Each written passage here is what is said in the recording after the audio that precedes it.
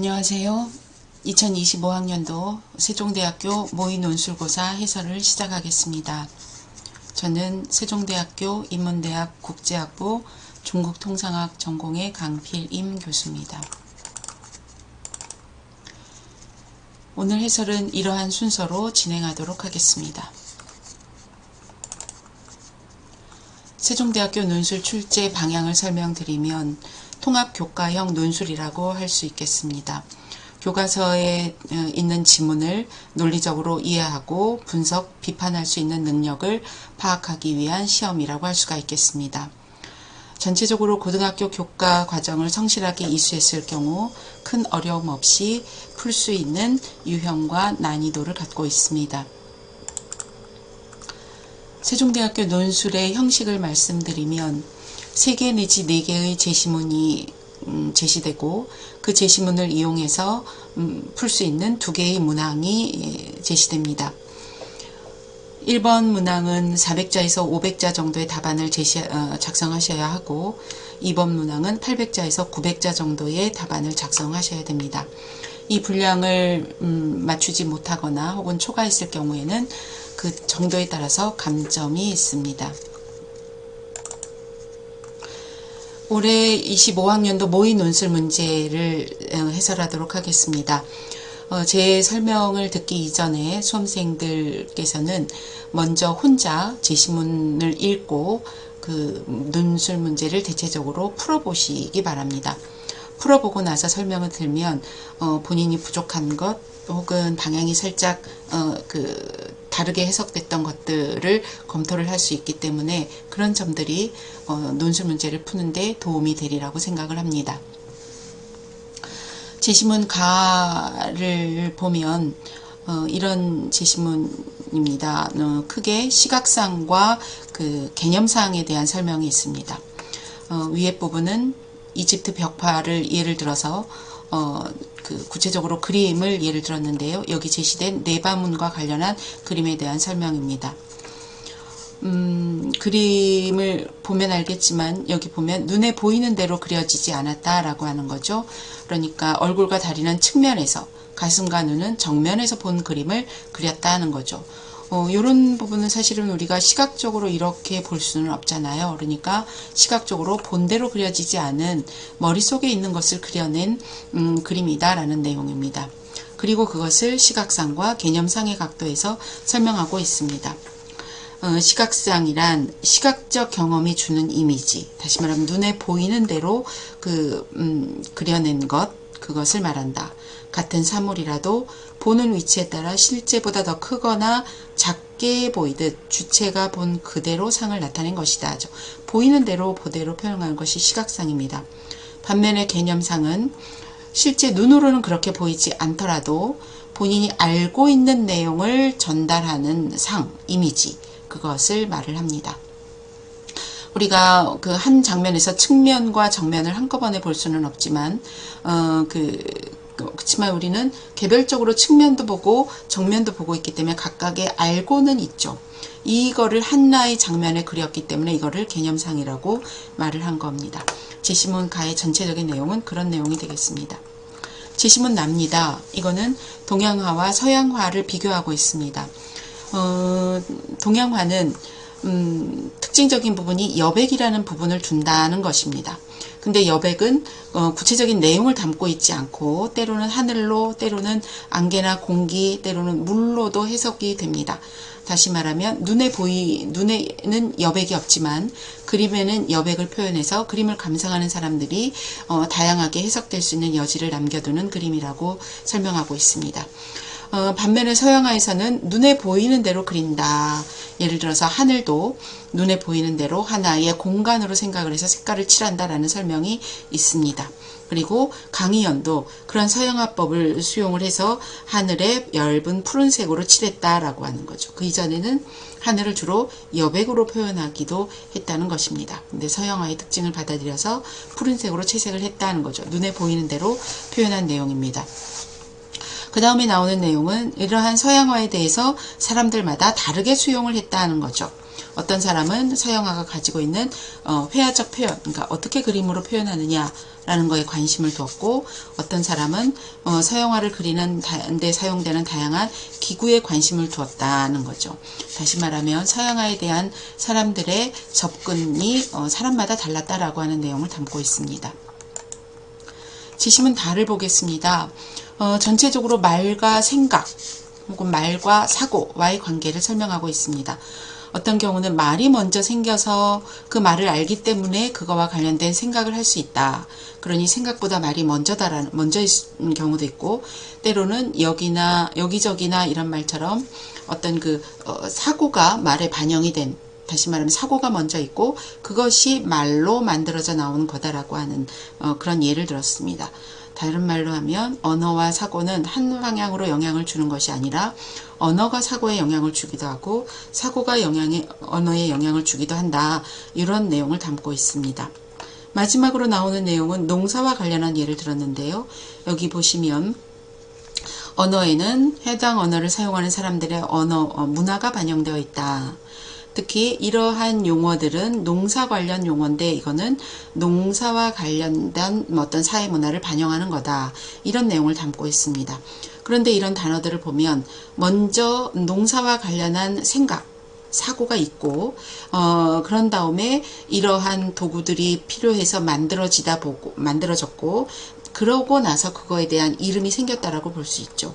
다시 말하면 여기 있는 것도 그 사회의 문화와 사고가 언어에 반영된 그런 예로 볼 수가 있겠습니다. 제시문 라입니다. 이거는 사임의 주장을 주로 담은 글인데요. 1984에 나오는 내용입니다.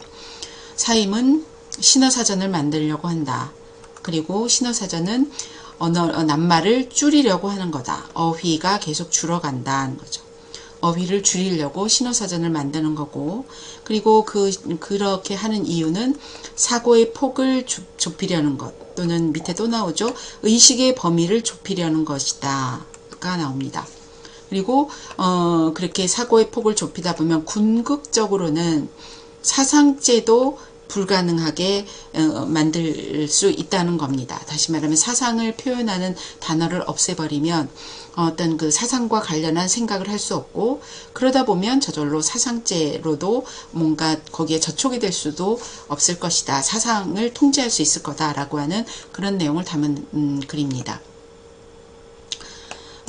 이 분석을 해보면 제시문 가는 예술작품에 담긴 인간의 인식과 세계관을 크게 시각상과 개념상으로 나누어 설명한 글입니다. 제시문란은 세상을 바라보는 인식과 태도의 차이가 어떻게 다르게 표현되는가를 동양화와 서양화를 통해서 설명한 글입니다. 제시문단은 인간의 언어와 사고의 상호관계 혹은 언어와 사회문화의 관계를 정리한 글입니다. 제시문란은 신어사전을 제작해서 인간의 사고를 제한하려는 사임이라는 인물을 통해서 통제사회의 위험을 경고한 조지 오웰의 1984라고 하는 소설입니다. 이제 문제를 보도록 하겠습니다. 문제는 400자에서 500자 정도 작성해야 되는 문제와 800자에서 900자 정도 작성해야 되는 대문항으로 구성이 되어 있습니다. 먼저 1번 문항을 볼까요? 제시문 가의 시각상과 개념상의 관점에서 제시문 나의 동양화와 서양화의 특징을 서술하시오, 이렇게 되어 있습니다. 이 문제의 답을 쓰기 위해서는 먼저 시각상과 개념상의 관점이 무엇인지를 정리를 해야 되겠죠. 그리고 그 관점으로 나를 분석을 해야 될 겁니다. 그 다음에 문제 2를 보면 제시문 나의 사임의 주장을 요약하고 다시 말하면 사임의 주장을 제시문 나와 다를 모두 논거로 활용하여 비판하시오 라는 문제입니다.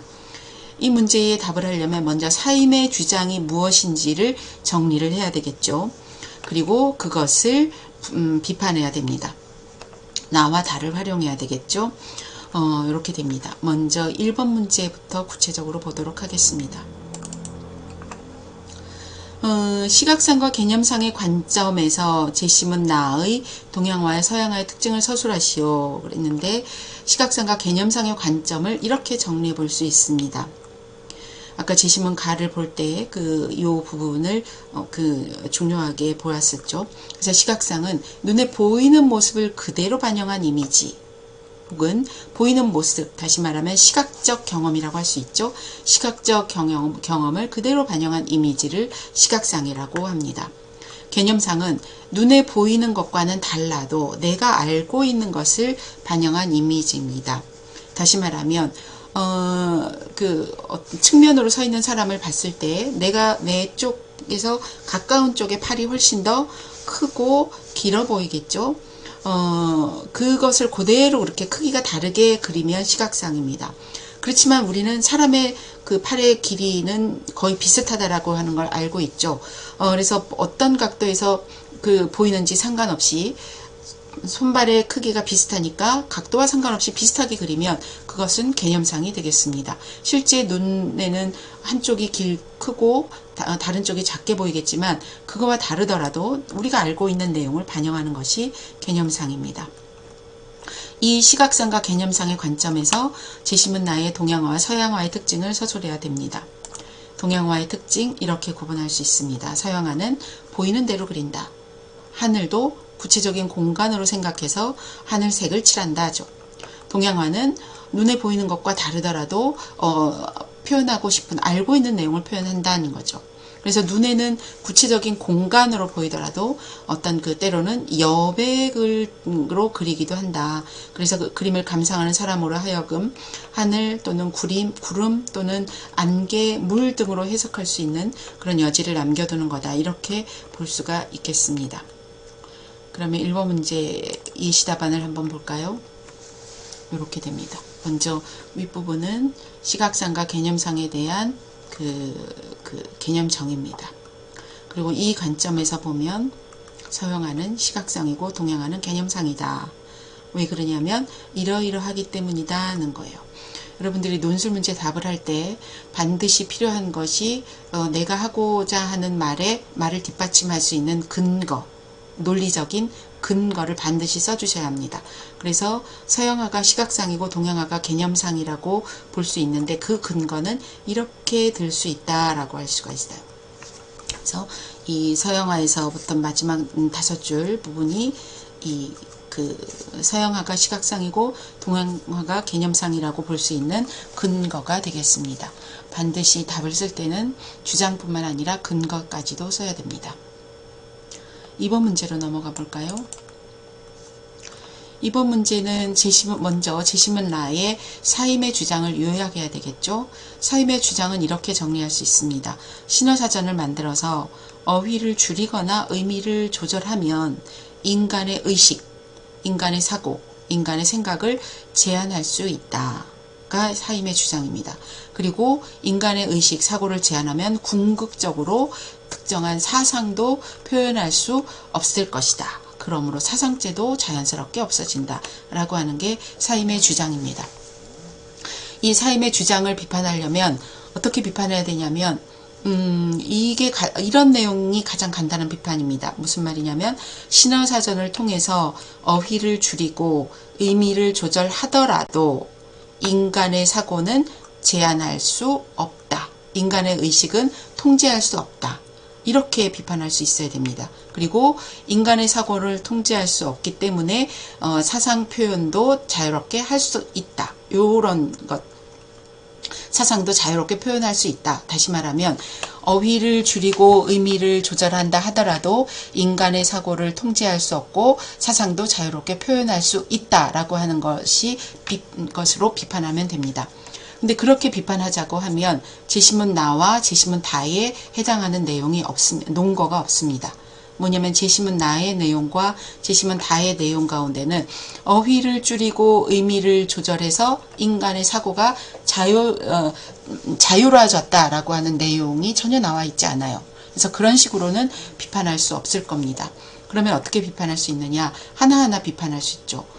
사임이 주장하는 것, 어휘를 줄이고 의미를 조절하면 인간의 사고를 제한할 수 있다라고 주장하는데 어휘를 줄이고 의미를 조절할 수 있는가? 없다. 이렇게 비판할 수 있죠. 그 다음에 인간의 사고를 설사 가능하다 하더라도 인간의 사고를 제한할 수 있다고 주장하는데 인간의 사고를 제한할 수 없다. 이렇게 비판할 수 있겠습니다. 하나하나 보도록 하겠습니다. 신어사전을 통해서 어휘를 줄이고 뜻을 제한할 수 있다. 이런 주장을 했는데 그거에 대한 비판을 이렇게 할 수 있죠. 인간이 사용하는 어휘는 인위적으로 줄이기 어렵다. 그래서 사임이 의도한 대로 되지 않을 것이다 라고 하는 내용으로 비판할 수 있겠죠. 또는 문화의 교류나 창조는 새로운 어휘를 파생한다. 그러니까 인위적으로 일시적으로 몇 가지 언어는 쓰지 못하게 할 수 있을지 몰라도 인간이 어떤 생활하면서 자연스럽게 문화가 교류되고 창조가 되다 보면 그와 관련한 어휘는 자연스럽게 만들어진다. 그러므로 인위적으로 어휘를 줄인다라고 하는 것은 불가능하다. 이렇게 비판할 수 있습니다. 이 비판에 대해서는 반드시 나와 다에서 논거를 찾아야 됩니다.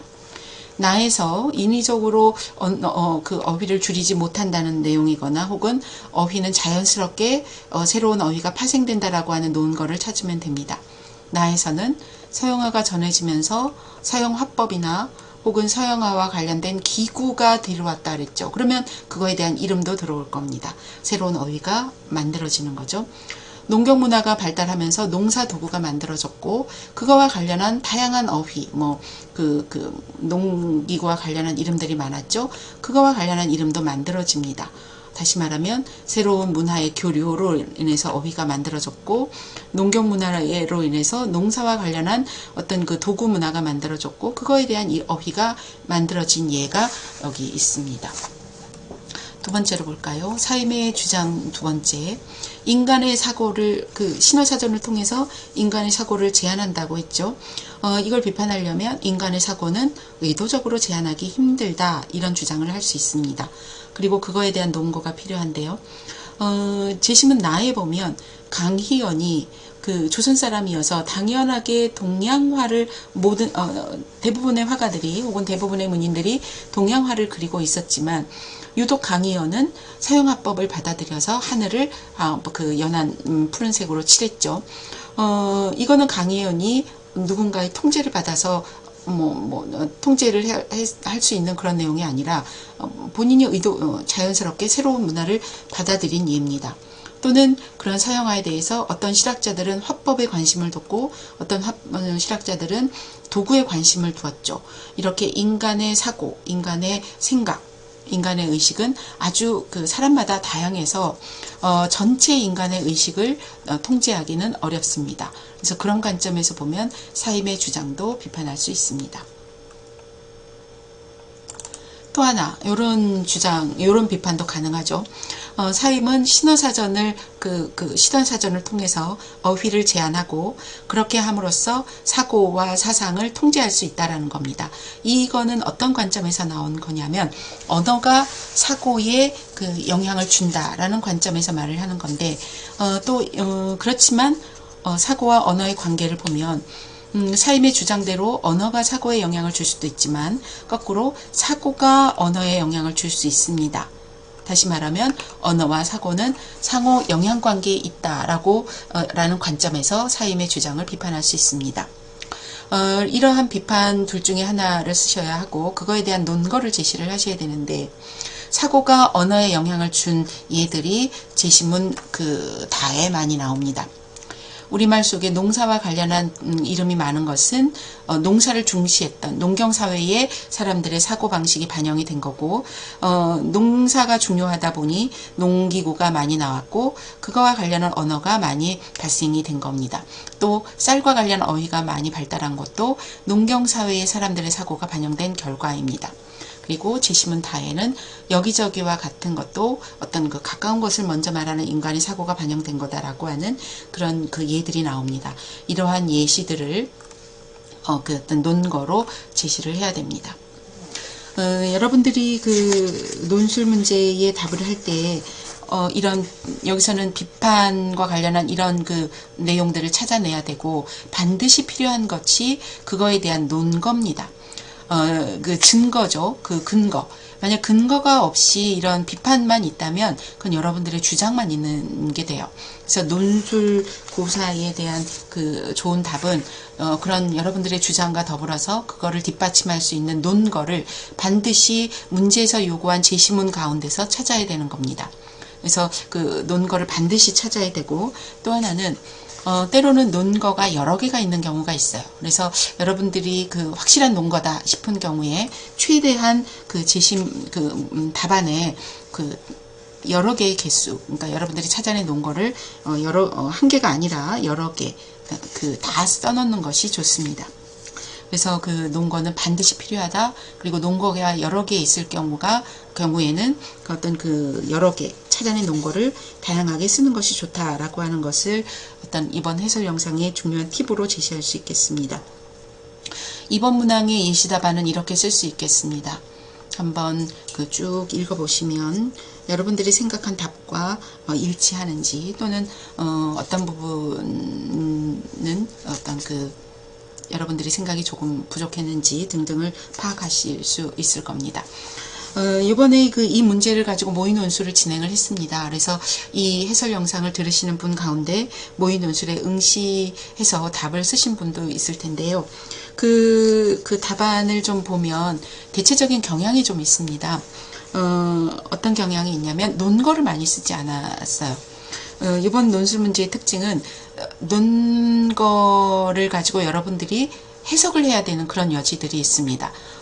그래서 그런지 논거들보다는 여러분들의 주장을 주로 많이 썼다라는 점이 조금 아쉬운 점이었어요. 그래서 논거들을 반드시 써야 된다는 점, 여기 보시면 이런 나의 사례, 다의 사례, 또 제시문 나에서 강의연 등 서양화법을 누구는 받아들이고 누구는 그러지 않은 경우, 혹은 어떤 그 서양화를 다르게 받아들이는 것 자체가 사람들의 의식이 너무도 사람마다 달라서 다르다라는 예시가 됩니다. 그리고 이것도 마찬가지죠. 사고가 언어에 영향을 준다는 예시도 어떤 그 제시문을 통해서 찾아내셔야 됩니다. 어쨌든 그 논거를 많이 찾지 않았던 경우가 있다라고 있습니다. 그러다 보니까 여러분들의 주장만 있는 경우가 있었고, 그 다음에 또 하나는 상당히 많은 그 이번 답안의 내용이 어떤 경우가 있었냐면 사임을 비판을 합니다. 근데 사임의 주장을 비판하라고 해서 주장을 먼저 제시하고 그 주장에 대해서 조목조목 비판을 해야 되는데, 그 주장을 뭉뚱그려 쓰고 그 주장을 그냥 뭐랄까요, 그 하나하나 비판하기보다는 그냥 보편적으로 문화와 언어와의 관계를 설명하는 경우가 많았습니다. 무슨 말이냐면 언어는 문화가 발달하는데 상당히 중요한 도구다. 그렇기 때문에 언어를 통제한다라고 하는 건 문화를 발달하지 못하게 한다. 그러므로 사임은 틀렸다. 이런 정도의 내용이 많습니다. 그런데 이 내용은 이런 방향으로 다시 한번 생각을 해봐야 됩니다. 사임이 신어사전을 만든 것은 과연 언어와 문화와의 관계를 몰라서인가, 혹은 언어와 문화와의 관계가 긴밀하지 않다라고 생각을 해서인가 라는 관점에서 생각을 해봐야 됩니다. 사임이 신어사전을 통해서, 그걸 통해서 어떤 인간의 의식을 통제하고 그 다음에 궁극적으로 사상도 통제하려고 하는 것 자체가, 언어가 사람들의 의식, 그 사회의 문화, 사고방식, 이런 것도 다 문화죠. 문화에 지대한 영향을 준다고 생각을 하기 때문에 그 언어와 정신문화 혹은 그 사람들의 의식을 통제하기 위해서 언어를 사용을 하는 겁니다. 다시 말하면 사임도 언어와 문화와의 관계를 모르거나 언어와의 문화의 관계를 가볍게 생각한 것이 아니라 언어와 문화가 밀접한 관계가 있다고 생각을 하기 때문에 그 사회의 정신문화를 통제하기 위해서 언어를 통제하는 겁니다. 그래서 사임이 언어와 문화의 관계를 너무 가볍게 생각해서 언어가 문화에 지대한 영향을 미치는데 그거를 잘못 판단했다라고 하는 그 답은 약간 방향에서 벗어난 거라고 볼 수가 있겠습니다. 어쨌든 모의 시험이었으니까요.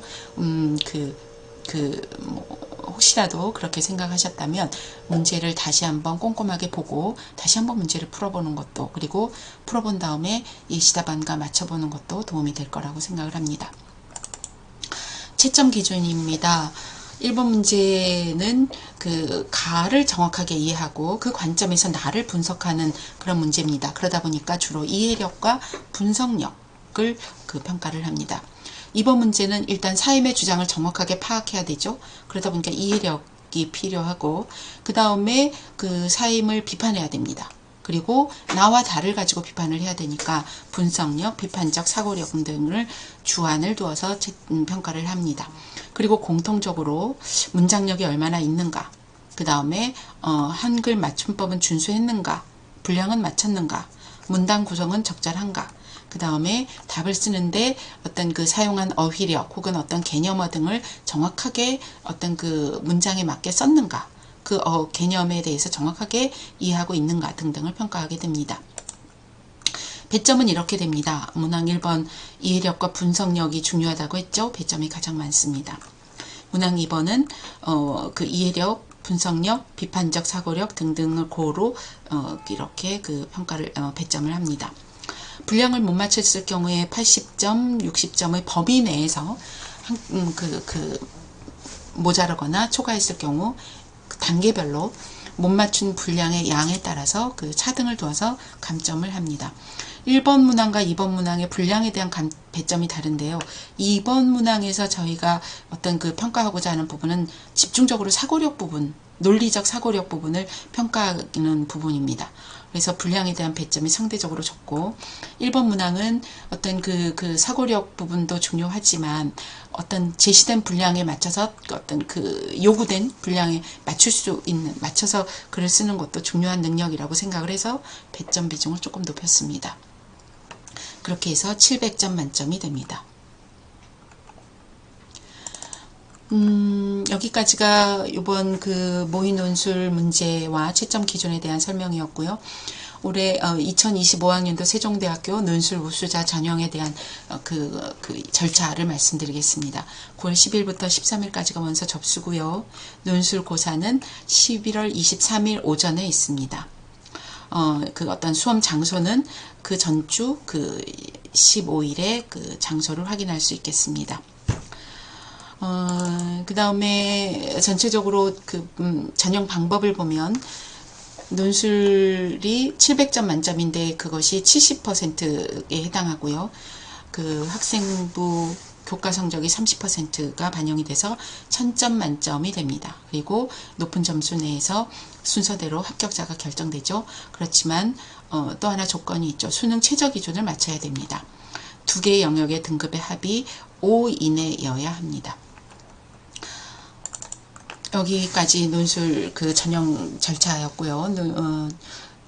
마지막으로 세종대학교 논술의 특징을 말씀을 드리면 교과서에서 100% 출제됩니다. 그리고 그 다양한 교과의 내용을 그 성실하게 수학을 했으면 충분히 어떤 풀 수 있는 그 난이도를 갖추고 있습니다. 이번에 그 나왔던 모의 논술 고사 문제와 그 이전에 세종대학교 수시 논술이나 모의 논술에서 그 나왔던 문제를, 기출 문제를 반복적으로 학습을 하시면 여러분들이 세종대학교 논술을 준비하는데 많은 도움이 되리라고 생각을 합니다. 지금부터 충실하게 준비하셔서 올해 입시에 좋은 결과 있으시기 바랍니다. 감사합니다.